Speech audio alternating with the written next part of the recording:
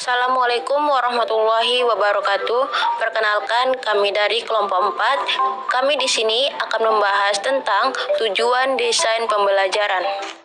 Saya Dwi Putri dengan NIM 2301003. Saya Melasari dengan NIM 230101010. Saya Oktaviarini dengan NIM 230100028. Assalamualaikum warahmatullahi wabarakatuh. Di sini saya akan menjelaskan pembahasan pertama, yaitu langkah-langkah menganalisis capaian pembelajaran. Menurut Kemendikbud, dalam panduan penyusunan capaian pembelajaran dikatakan bahwa satuan pendidikan usia dini, pendidikan dasar, dan pendidikan menengah. Capaian pembelajaran adalah kompetensi pembelajaran yang harus dicapai siswa pada setiap tahap perkembangan dalam setiap mata pelajaran. Capaian pembelajaran biasanya digunakan untuk menentukan tingkah, kerangka kualifikasi, menetapkan standar kualifikasi, menjelaskan program dan kursus, memandu kurikulum, dan menekankan spesifikasi penilaian yang memengaruhi metode pengajaran. Lingkungan pembelajaran dan praktik penilaian hasil pembelajaran merupakan bentuk integrasi kompetensi inti dan kompetensi dasar, disusun secara komprehensif dalam format naratif dan mencakup berbagai kompetensi dan materi dalam format naratif. Langkah-langkah menganalisis.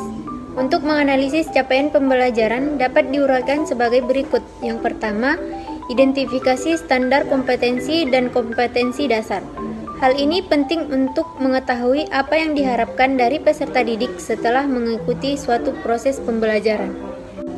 Yang kedua, telaah dokumen capaian pembelajaran, yaitu capaian pembelajaran biasanya mencakup deskripsi mengenai pengetahuan, keterampilan, dan sikap yang harus dicapai oleh peserta didik. Yang ketiga, penilaian indikator capaian. Indikator-indikator ini akan membantu dalam mengukur sejauh mana peserta didik telah mencapai kompetensi yang diharapkan.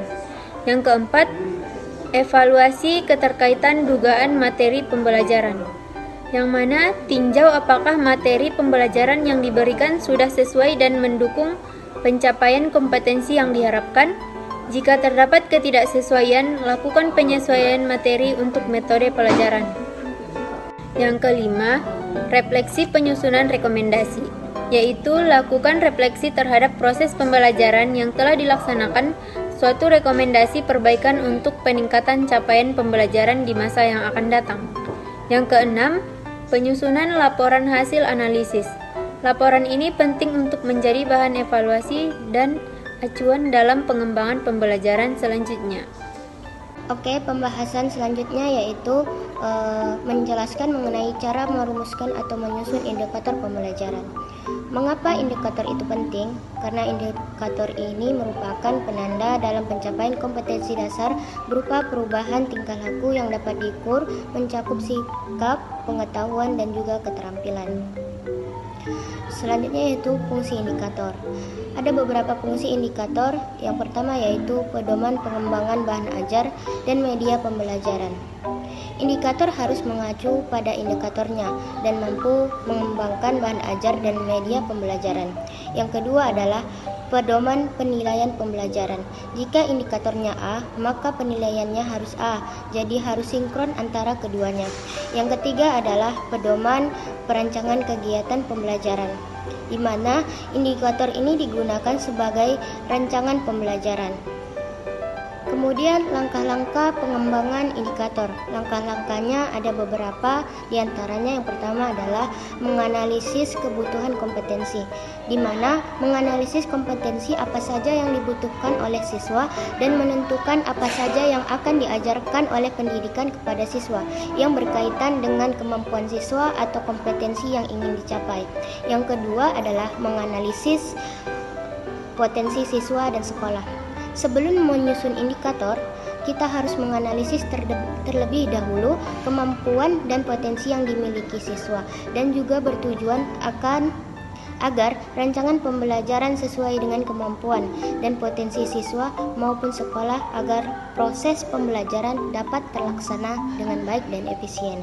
Yang ketiga adalah pengembangan kalimat indikator. Setelah sudah mengetahui kebutuhan yang ingin dicapai dan kemampuan atau potensi siswa dan sekolah, langkah selanjutnya yaitu mengembangkan kalimat indikator atau membuat kalimat indikator. Nah, dalam membuat kalimat indikator, ada hal-hal penting yang harus diperhatikan, yaitu yang pertama adalah indikator dirumuskan dari kompetensi dasar atau KD. Yang kedua, menggunakan kata kerja operasional yang dapat diukur. Yang ketiga, indikator dirumuskan dalam kalimat yang simpel dan mudah dipahami. Dan yang keempat, hanya mengandung satu tindakan atau satu materi. Kata kerja operasional ini merupakan taksonomi Bloom yang diciptakan oleh Benjamin S. Bloom. Adalah seorang psikologi pendidikan berkebangsaan Amerika Serikat, memberikan kontribusi besar di bidang pendidikan dengan menyusun klasifikasi objektif kependidikan serta teori belajar tuntas atau mastery learning. Konsep taksonomi Bloom dikembangkan pada tahun 1956 oleh Benjamin S. bersama dengan rekannya Caldwell. Nah, penggunaan kata kerja operasional ini disesuaikan dengan tingkatan kompetensi yang diharapkan ada pada peserta didik setelah proses pembelajaran itu berlangsung. Tingkat kompetensi ini dapat diketahui dari kata kerja yang digunakan dalam kompetensi dasar. Pertama yaitu kata kerja operasional dari ranah kognitif. Tingkatannya yaitu C1 berupa mengingat, C2 berupa memahami, C3 berupa mengaplikasikan, C4 berupa menganalisis, C5 mengevaluasi, dan C6 adalah mencipta. Nah, bagaimana cara menentukan kata kerja operasional dalam indikator? Kita bisa lihat dan menganalisisnya dari kata kerja yang digunakan dalam kompetensi dasar. Selanjutnya, langkah-langkah menyusun indikator. Langkah-langkahnya yaitu yang pertama adalah pahami kompetensi dasar, yang kedua buat uraian kompetensi dasar, dan yang ketiga susun spektrum kemampuan yang harus dikuasai, keempat susun indikator berjenjang, yang kelima jadikan indikator sebagai tindak lanjut pembelajaran, dan yang keenam adalah konsisten pada kompetensi bukan angka.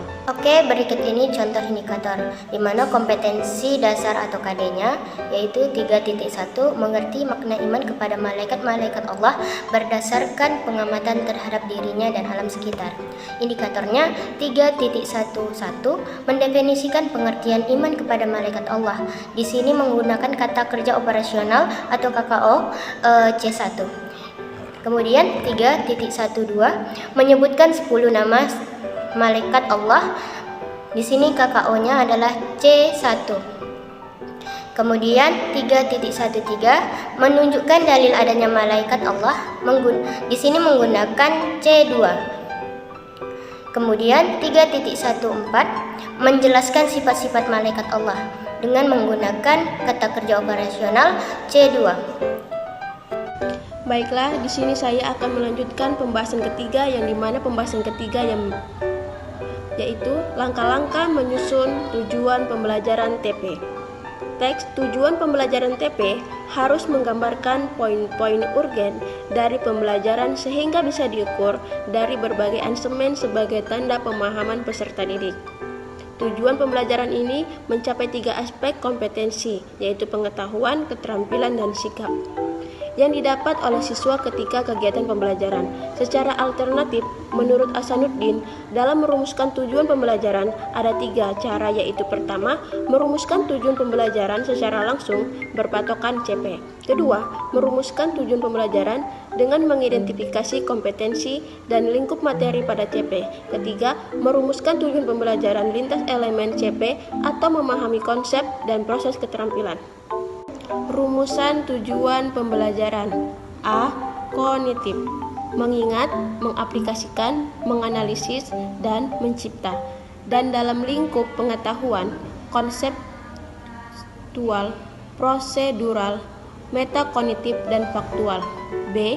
perilaku yang dicapai seperti yang terjadi dalam kehidupan seperti kreatif, kritis, kolaboratif, dan komunikatif.